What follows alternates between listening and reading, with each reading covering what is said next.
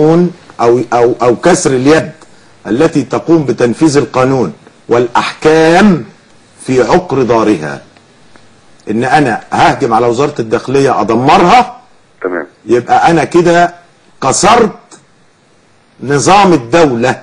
نظام الدولة، وأنت حضرتك رجل قانون، وهو قانون هو الذي يضبط نظام الدولة. من الذي ينفذ هذا القانون؟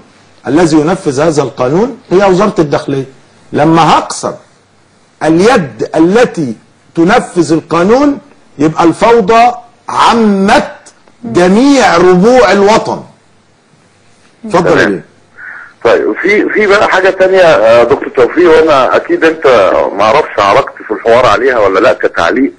النهارده اللي حصل من امبارح والحشود اللي جت النهارده دي لطمه على وجه الاخوان واتباعهم، لان زي ما قلت لحضرتك يوم الجمعه المليونيه المدعاه اللي طلع بيها الاخوان، انا كنت نقلت لحضرتك يوم الجمعه ان احنا شفنا ناس ما تعرفش يعني ايه حتى السلمي، وما تعرفش يعني ايه وثيقه السلمي، وانا وصفتهم لحضرتك ذات دهون طويله ولابسين لبس افغاني، وهو جاي كانه في سياحه دينيه داخليه، جايباه اتوبيسات من القرى والنجوع، وواخد تموينه اليومي وواخد اكله وواخد شربه عشان خاطر بس الاستاذ احمد ابو بركه ما يدعيش ان هو ده الشعب، لدرجه ان هو النهارده كان على احد القنوات الفضائيه المذيعه بتساله بتقول له ما هو ده الشعب، قال لها لا مش ده الشعب. طب اشمعنى انت يوم الجمعه